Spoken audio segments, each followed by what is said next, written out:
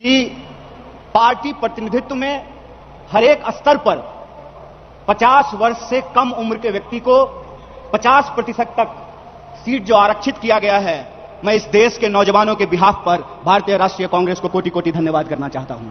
नमस्कार, जनसंवाद में आपका स्वागत है दोस्तों। दिन भर की जो फटाफट ब्रेकिंग न्यूज़ निकल के आ रही है, टॉप बड़ी खबर निकल के आई है दोस्तों, जहां केजरीवाल के खिलाफ खास करके रणनीति बनाने में जुटी कांग्रेस पार्टी ने दिल्ली में कन्हैया कुमार को कमान देने की तैयारी। लग सकता है केजरीवाल को तगड़ा झटका। दरअसल जितने कट्टर खास करके बीजेपी के खिलाफ अरविंद केजरीवाल अपने को दिखाते हैं, उससे कहीं ज़्यादा कट्टर कन्हैया कुमार को उतार करके कांग्रेस करने जा रही है बड़ा खेला। अध्यक्ष की कमान संभालती है कन्हैया कुमार को।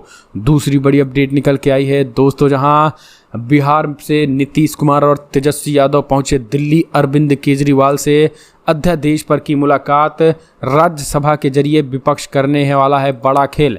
लग सकता है खुद मोदी सरकार को तगड़ा झटका। अध्यादेश पर पूरे देश में घूमेंगे अरविंद केजरीवाल। तमाम विपक्ष के पार्टियों के राष्ट्रीय अध्यक्ष से करेंगे मुलाकात। तीसरी बड़ी अपडेट निकल के आई है दोस्तों, चीन के विवादित बोल के बाद तुर्की सऊदी अरब भी कर रहे हैं G20 सम्मेलन से किनारा। लग सकता है मोदी की कूटनीति को तगड़ा झटका। चौथी बड़ी अपडेट, कंगना रनौत को रातों रात 25 ब्रांड एंडोर्समेंट से निकाला गया।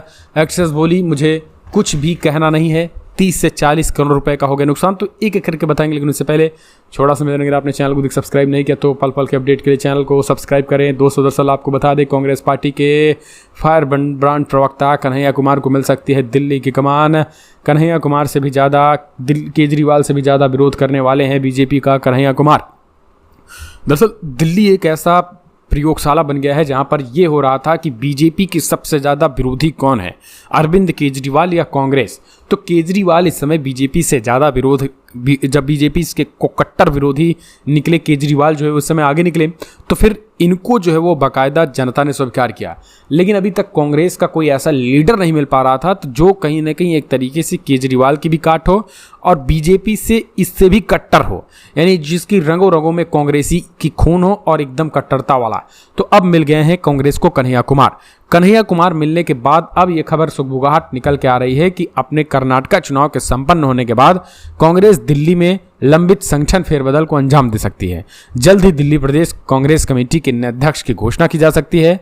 एमसीडी चुनाव में शर्मनाक हार के बाद ही मौजूदा अध्यक्ष अनिल चौधरी को हटाए जाने की अटकलें हैं।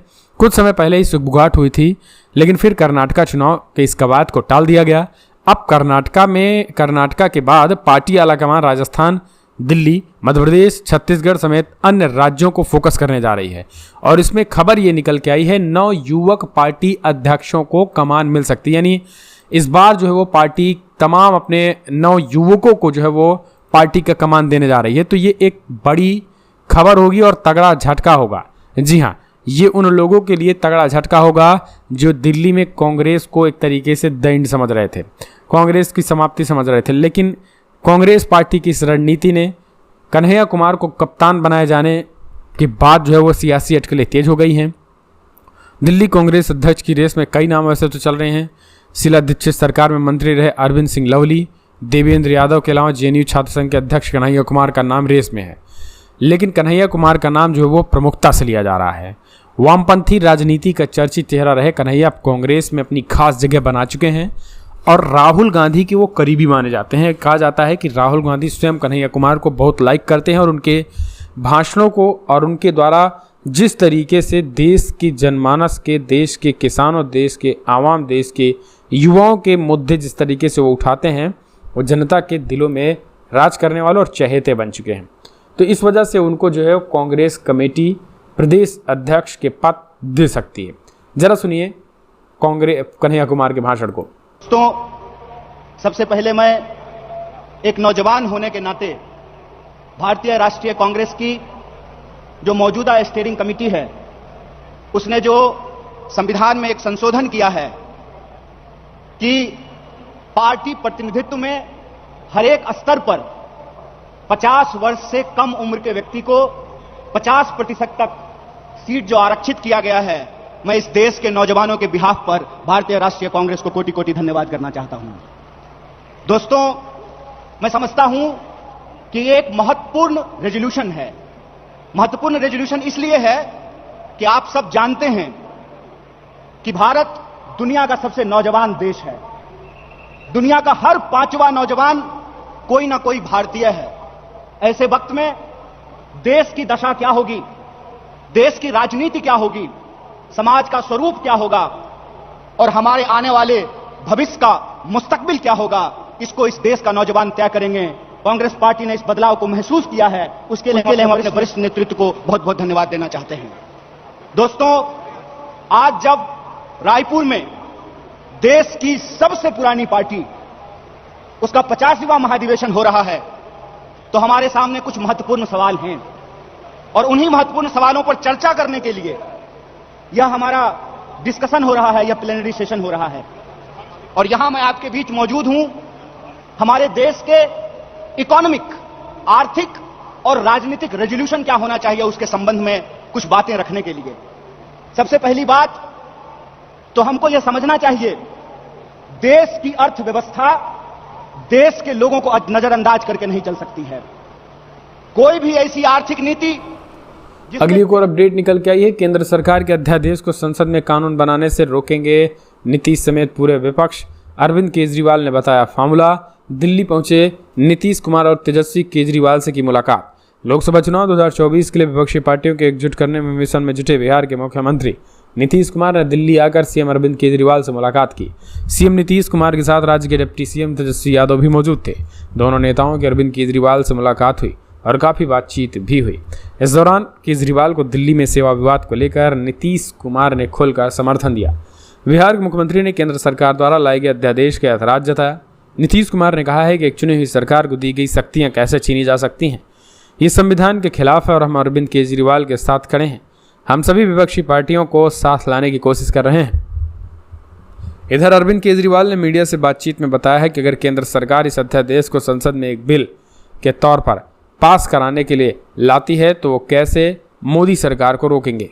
अरविंद केजरीवाल ने कहा है कि आज नीतीश कुमार के साथ बैठक हुई और उन्होंने कहा कि केंद्र सरकार द्वारा अध्यादेश लाने के खिलाफ नीतीश कुमार दिल्ली के लोगों के साथ खड़े हैं और अगर इस अध्यादेश को केंद्र सरकार एक बिल के तौर पर संसद में लाती है तो सभी गैर बीजेपी पार्टियां एक साथ आएंगी और उसे बीजेपी को राज्यसभा में हराया जा सकता है। अगर सही में ऐसा होता है तो उसे एक मैसेज भी आएगा, साल 2024 में भाजपा की सरकार सत्ता से बाहर होगी और ये पूरा विश्वास विपक्ष को इसके लिए एकजुट किया जाएगा। सुनिए क्या कुछ कहना है इस राजनीति को लेकर, इस घटिया राजनीति पर जो है वो नीतीश कुमार, तेजस्वी यादव ने क्या कुछ कहा है, ज़रा वो भी सुन लीजिए।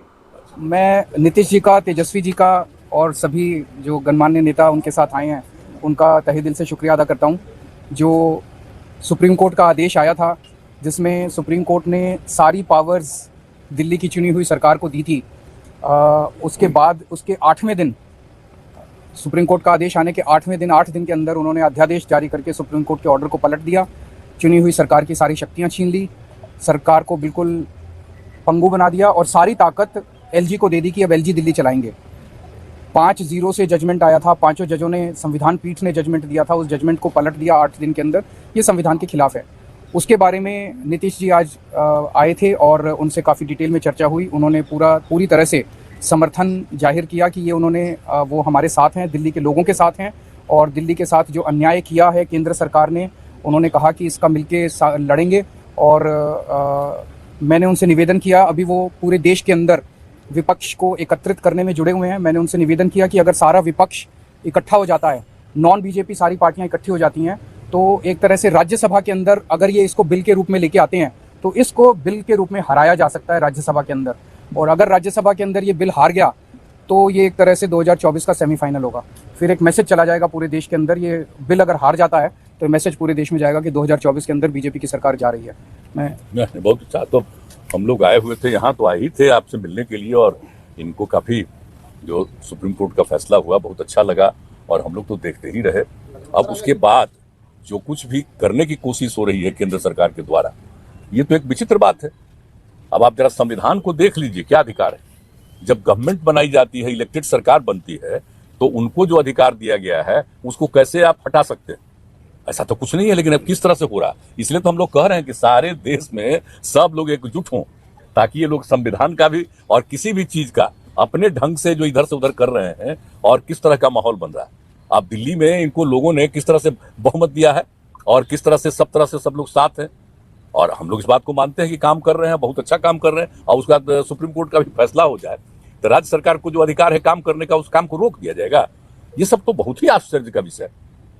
तो ये हम लोग तो बिल्कुल इनके साथ है, और जो कुछ भी है हम लोग जो आगे भी जो मीटिंग करेंगे, जो हम लोग कोशिश कर रहे हैं कि ज्यादा से ज्यादा विपक्षी पार्टियां एकजुट हो जाए और मिल करके हम लोग पूरे देश में अभियान चलाएं, हर राज्य में अभियान चलाएं कि सब कुछ कानून का पालन होना चाहिए, आपस में सब लोगों के बीच में प्रेम और भाईचारे का भाव होना चाहिए, और जिस तरह से लोगों के बीच में विवाद पैदा करने की कोशिश होती है उन सब चीज को बंद करना चाहिए और देश आगे बढ़ेगा। ये सब चीज जो हम लोगों के मन में बात है तो सब लोग तो सहमत है ही, और उसके बाद अगर इस तरह की कोई बात होगा तो जो कह रहे हैं हम लोग पूरे तौर पर इनके साथ हैं। ये जो भी कह रहे हैं बिल्कुल ठीक कह रहे हैं, इनके साथ हम लोग हैं पूरे तौर पर हम लोग। तेजस्वी जी, देखिए, सारी बातें माननीय मुख्यमंत्री जी ने स्पष्ट रूप से कह ही दिया है। आज की मुलाकात खास तौर पे इसलिए है कि जो लोकतंत्र है, लोकतंत्र में चुनी हुई सरकार को जो अधिकार मिले हैं और जिस प्रकार से जो नॉन बीजेपी स्टेट में जिनकी भी गवर्नमेंट है, बीजेपी लगातार उनको तंग कर रही है, परेशान कर रही है। तो जो परेशानी अरविंद केजरीवाल जी झेल रहे हैं, हम यहाँ पूरी तरीके से इनको समर्थन देने आए हैं कि इनके साथ अन्याय कर रही है केंद्र की सरकार। और जब सुप्रीम कोर्ट का जब जजमेंट आ गया तो सारी चीज़ें स्पष्ट हो गई, तो कुछ कहने वाली कोई बात ही नहीं है। लेकिन जिस प्रकार से इनको तंग किया जा रहा है, या और दूसरे राज्यों में जिस प्रकार से केंद्र भेदभाव कर रही है उन राज्यों के साथ, तो ये कहीं से भी न्यायपूर्ण नहीं है। लोकतंत्र पर ये साफ दिखाता कि खतरा है। ये लोग संविधान को बदलना चाहते हैं, जो हर केस हम लोग मिल करके होने नहीं देंगे। और मान लीजिए अगर दिल्ली में बीजेपी की सरकार रहती तो क्या एलजी की हिम्मत होती इस प्रकार का काम करने की? तो एक बात से पूरी तरीके से हम लोग विश्वास के साथ कह सकते हैं, जितना भी अरविंद केजरीवाल जी को सताएंगे, तंग करेंगे, ये उतने ही मजबूत होंगे। और मैं पूर्ण विश्वास के साथ कह सकता हूँ कि बीजेपी कभी भी दिल्ली में वापसी नहीं करेगी। तो हम लोग सब लोग इनके समर्थन में हैं और सब लोग मिल करके हम लोग जो है। अगली और अपडेट, चीन के बाद तुर्की और सऊदी ने G20 सम्मेलन से किया किनारा। जी हाँ, दरअसल जम्मू कश्मीर में होने वाले ऐतिहासिक G20 सम्मेलन पर अब बड़ी खबर निकल के आई है, जहां तगड़ा झटका लग गया है। जी हाँ, दरअसल आपको बता दें, सऊदी अरब और ख़ास करके तुर्की ने अब आने से इनकार कर दिया है। चीन ने भी कहा है कि जम्मू कश्मीर विवादित क्षेत्र है, इसलिए विवादित क्षेत्र में हम किसी भी कीमत पर G20 के सम्मेलन में नहीं आएंगे। तो विवादित क्षेत्र बता अब एक जो है वो देश G20 में मोदी जी से हाथ खड़ा कर रहे हैं, यानी G20 में आना नहीं चाहते हैं।